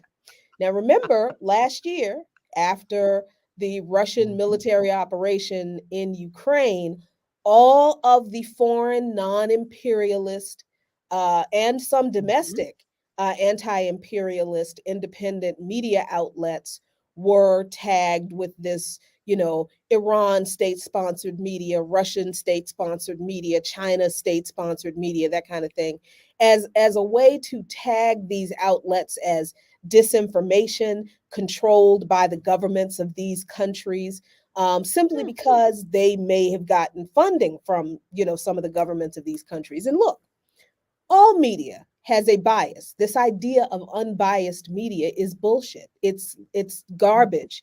There's no media that exists that is not biased. What you're biased for or against, that's the issue. But all media has a certain slant to it, right? Because all media is going to look at the interests of, particularly when we're talking about state media, is going to look at the interests of protecting its state. And some outlets are better than others in, criticizing the state. But we all know that the United States media is quite literally the scribes for the State Department. And they don't do a good job of criticizing the US government. But anyway, Elon Musk puts this label on NPR because NPR does receive funding from the Department of Defense. NPR protested. Oh, just it's too much. Noting the millions of listeners who support and rely upon NPR for independent fact-based journalism, NPR CEO John Lansing stated, NPR stands for freedom of speech and holding the powerful accountable. It is unacceptable for Twitter to label us this way. A vigorous, vibrant, free press is essential to the health of our democracy. Now, if freedom of speech was something that was actually a thing in the United States, no media outlets would have been given this label at all last year, none. So, when Twitter did this, when Elon Musk did this, I think it was just him being petty for whatever reason he did it, but it has caused folks to lose their minds. This lady on Twitter, I don't know who she is. I don't know why she decided that she needed to talk about RT and Sputnik in her commentary about what Elon Musk did for NPR's Twitter account. But this is this woman, Carolyn Orr Bueno, PhD, and her avatar says she's a newsy social behavioral scientist, postdoctoral studies at University of Maryland, epistemic super predator. I don't know what that means. White people in their big words, studying disinformation, cognitive security, crises, opinions, or minds. She makes this tweet. Wow, way to make this label meaningless, as if it had any meaning before. It didn't. The label never had any meaning other than to smear legitimate journalistic outlets as disinformation and propaganda outlets. That's all that label was meant to do. She says NPR is absolutely not even comparable to the propaganda outlets like RT and Sputnik. And this is the part where this pissed me off, which have no editorial independence. This is ridiculous. Oh, that's not true. This is ridiculous and only helps actual propaganda outlets blend in with legitimate news outlets. So I see this and I say, hey, show host at By Any Means Necessary on Radio Sputnik here has not ever been told what to say on our show. Never, ever. We control our content, but you've probably never even listened to our show to know what we talk about, let alone have a valid critique about editorial independence. And being the cowardly white woman that slings around words recklessly like she is, she didn't respond, but one of her followers did, saying she's not referring to your particular show. She's referring to the network, such as it is, that carries it, which is most definitely funded by the Russian government and is thus absolutely state-affiliated media and is correctly labeled on Twitter as such. I said, the claim is that the whole network on which our show airs has no editorial independence. But she's not referring to our show because RT and Sputnik have no editorial independence. That has a special meaning that doesn't refer to all the shows on the entire network. So this is a great example of white people moving the goalposts, because the claim was that RT and Sputnik have no editorial independence, not who we were funded by. And so did Sean, and so did some other folks on with shows on this network, and chimed in and told this woman, no, we control our content. No one tells us what to say on our shows. So her response was to claim that we have engaged in a coordinated harassment campaign against her. This is her latest, tweet, I guess, from this morning. A typical white woman tears, where it's notable that all of the independent voices from the editorially independent Russian propaganda outlets are all in my mentions. We ain't in your mentions. We just responded to your bullshit, reciting the same script. Nothing says I'm independent like parroting a boilerplate script in a coordinated harassment campaign. You know, Jackie, because I know that people don't believe. Like, I mean, and let me back you on this. Like, I work for Russian media for 2 years. You know what they ever told me to talk about or not talk about? Nothing. They said, hey, very good. You have your show ready? Awesome. Go into the studio and have a seat and report on the Victor Booth and you know what I'm saying? Like that, whatever, man. Like the Russians, they let Black Americans, let me say, do our thug thistle on these airwaves. I mean, and I have to big up to the Russians for that shit, because again, never, I could talk about anything. I opted not to talk about Putin just because I didn't care what the fuck Vladimir Putin was doing. It wasn't a topic for me. But anything else I wanted to talk about, critiquing the American state, critiquing, global hegemony of the American military was fine. And that's my beef anyway, because Russians didn't oppress me. You know what I'm saying? Russians don't have Hispanic children in cages and doing all this foul shit. It is American doing that. But it's interesting to me about these labels, particularly put on media outlets by Twitter, because who did not get this label? Did the BBC get labeled as state-run media? Did France 24 get labeled as state-run media? Did Deutsche Welle get labeled as state-run media? To me, it's always more telling about who is not labeled as state-run media, who definitely meet that same standard of government-funded media. Why wouldn't you think that the BBC is also not a propaganda operation? Why would you think that France 24 is not a propaganda operation? Like, it's wild, but I'm a little bit tickled to see NPR with their panties all in a bunch about this shit, because it's like, oh, it doesn't feel good, does it? You don't like it when it happens to you, do you? Right. And remember, not only did our outlets get this ridiculous label, but we were also deplatformed from video, from social media video platforms, and from podcasts. You cannot find Sputnik on YouTube.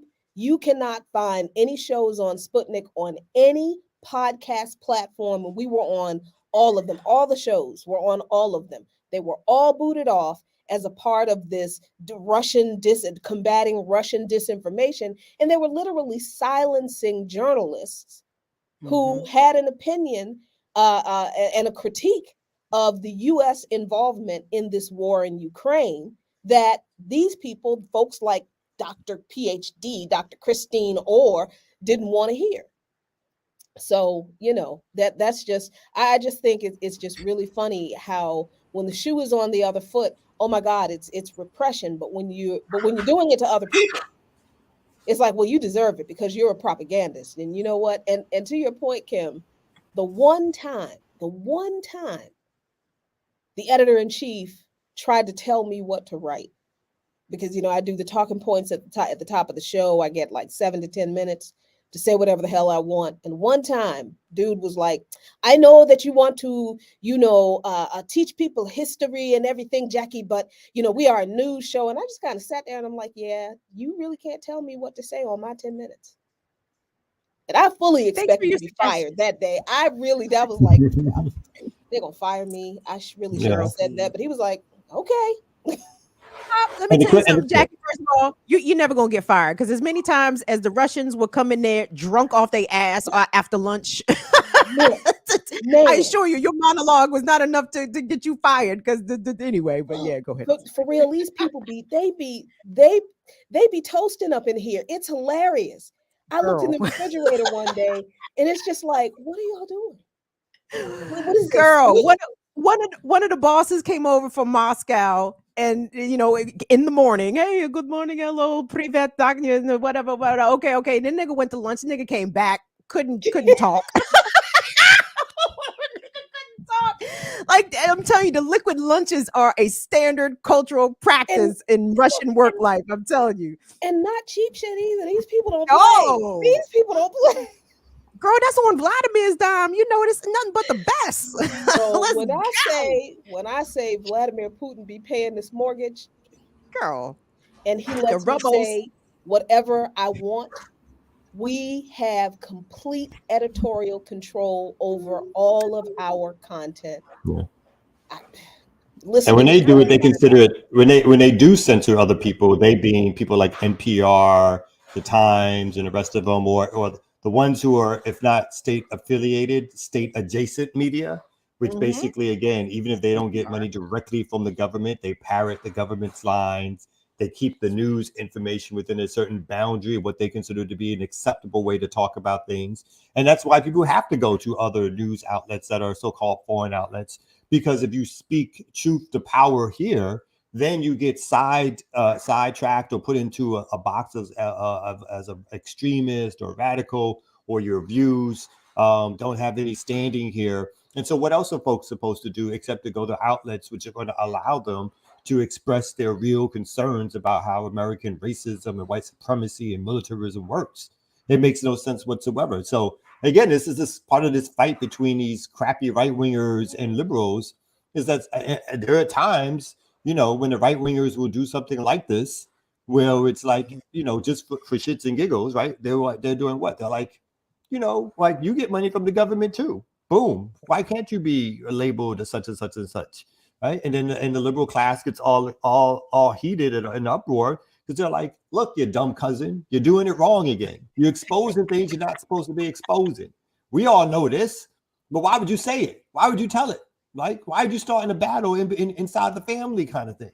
That's what they mad at. Again, they just mad at, it's like one billionaire class versus another billion, or somebody who serves a portion of the billionaire class in a lot of ways. So they know, it's these inter rivalry squabbles, but they point out, like you said, real things which people are trained not to recognize. And so the dumb Karen up there didn't recognize it because she's trained, and Miss PhD is trained not to recognize U.S. state propaganda. She doesn't get it because she's trained not to even understand it and think of it even, how could it even exist here? There's no such thing as propaganda in the United States. Living in Maryland, reading the Baltimore Sun. Living in the D.C. area, reading the Washington Post. There's no American propaganda by the Bezos Post. Come on. Reading the New York Times, anywhere. Just ridiculous. Ooh, ridiculous. Lord, come out, check your email. I sent you the story.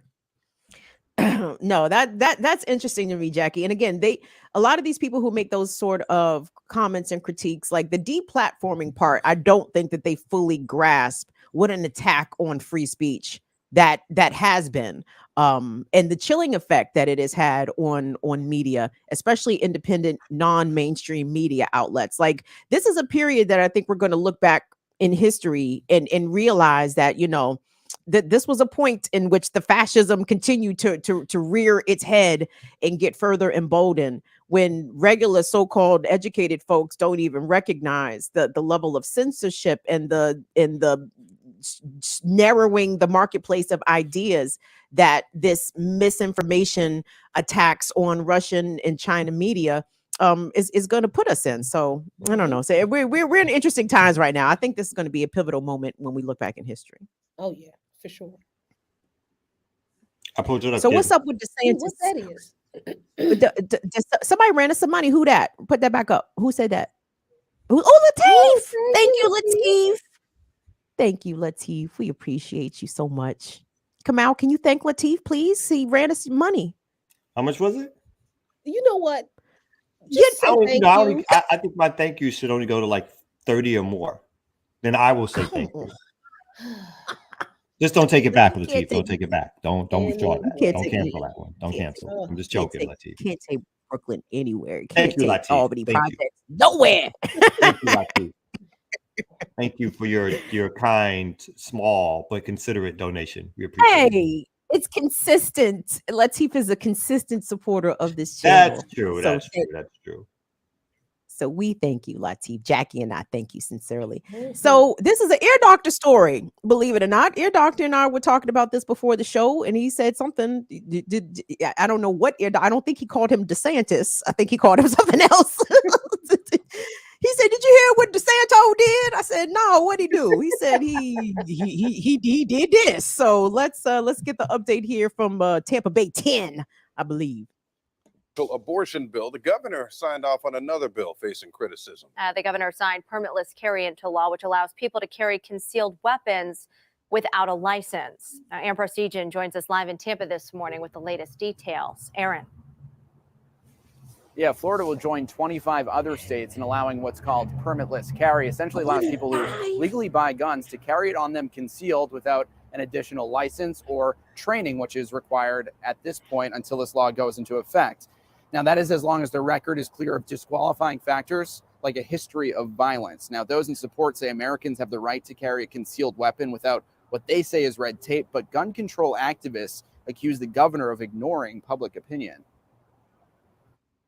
Ron DeSantis and his gun industry supporters have subverted the majority will of the Floridian people, subverted the shared value that we all have of keeping our kids safe, and has prioritized the agenda, not of the Floridian people, but of the gun industry. The governor signed the bill in front of a small group of politicians and gun rights lobbyists on Monday. The new law is set to go in effect on July 1st. We're live in Tampa this morning. Aaron Parsegian, 10 Tampa Bay. All right, Florida. July 1st, time to go stock up. time to go stock up. No, this is insanity. Imagine Florida, a place where they had one of the deadliest high school mass shootings in history at Parkland High School. And here come the dumbass governor talking about, you know what, we're going to make guns more available. This is some white pathological fucking foolery. Did y'all know 25 states in the country you could have permitless? What? What in the world? Woo. For me, this is just a continuing saga of, like you said, the pathology of white folks in love with weaponry. And it doesn't matter how many people get killed, how many schools get attacked, how many mass shootings there are. Like, they'll implement things to put people in prison after the fact. But again, I mean, my disagreement with Jackie on the gun control thing is that the only thing that stops this from happening is to go backwards and to act like the so-called Second Amendment, which does not say everyone has a constitutional right to own guns. It talks about militia practice, and not until very recently has it even been interpreted to suggest that somehow guns are like pencils or pens or bubble gum that anybody can just purchase willy-nilly and keep stashed up in their house and use when they get mad at other people. And that's the thing. It's like, we just live in a society that just craves the idea, which is historical in nature, right? This is not new. This is a historical, cultural characteristic of Western colonialism, particularly as practiced here in the United States, but some other places also. But here there's a special brand that's topped off with a particular kind of overt mass violence that folks here are used to.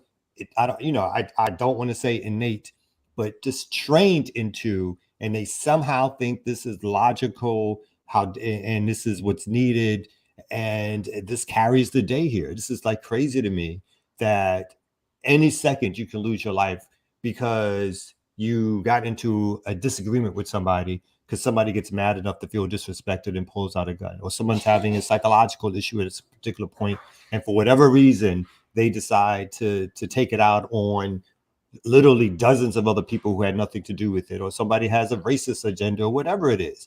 But they could just randomly go out and kill people.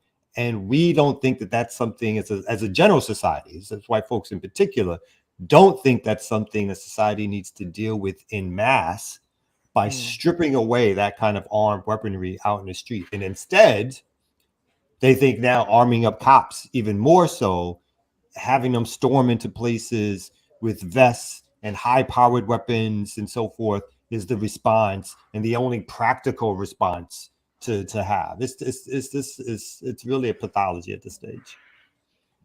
Yeah, and the fact that this country is, the political leaders would, if that's how you want to look at them, in this country are more willing to pass laws to make sure that anybody who wants a gun can have one without any kind of requirements whatsoever, but do not want to pass laws to ensure that anybody who needs housing has it, that anybody who needs food has it, that anybody who needs whatever kind of medical care they need to feel whole and healthy and a full human being. I don't care what that medical care is, can have it.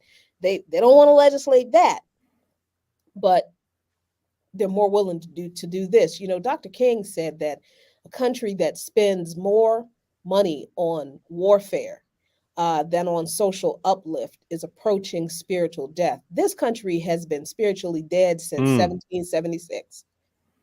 This country has been a rotting corpse walking around the world, you know, in a trench coat since 1776. So, I mean, I don't even know what else to say. It's just we're entering a dangerous, frightening time in this country.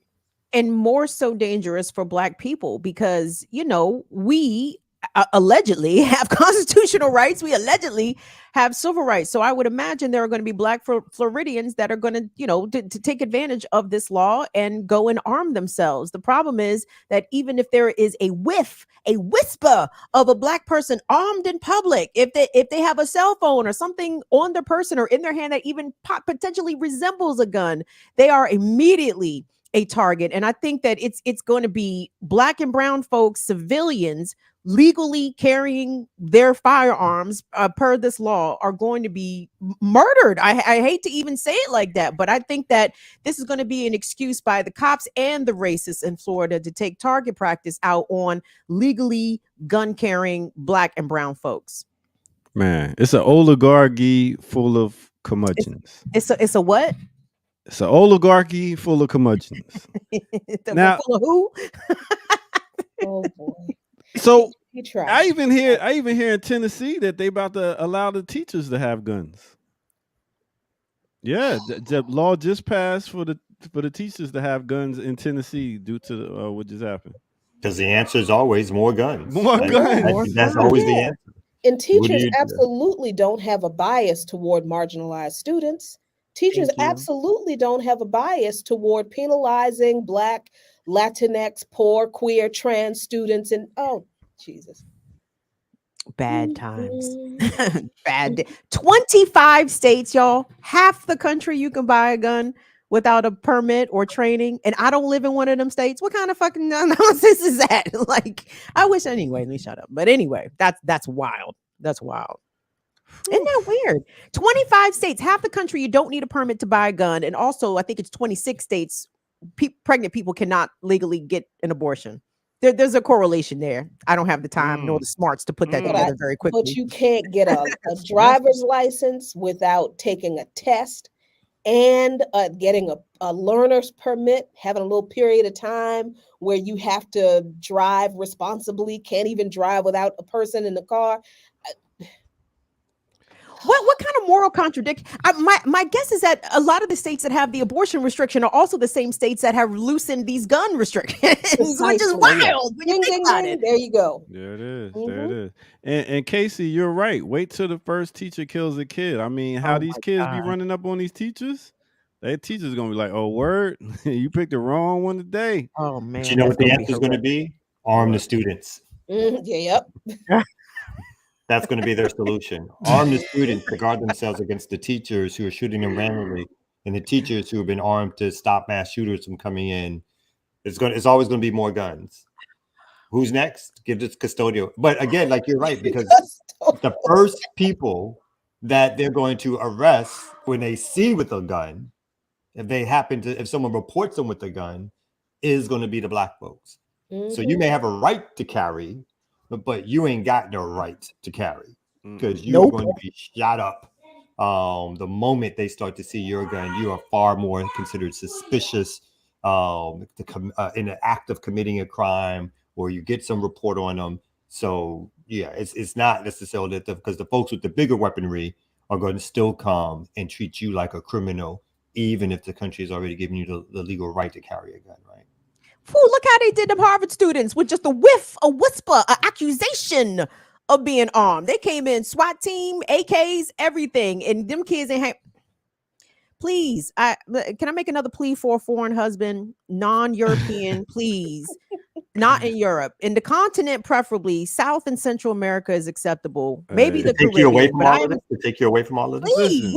I want to go Please. somewhere where the police got batons. No guns, just batons. You know, these islands where they just got batons. You're like, what you gonna do with that? But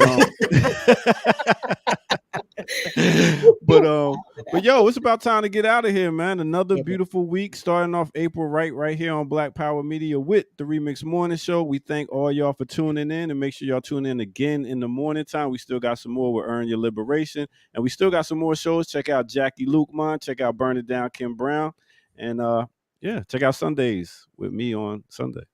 Yeah. Zizzy Bell. Zizzy Bell. Thank All right. you, baby. And we out of here with all our curmudgeons. Peace.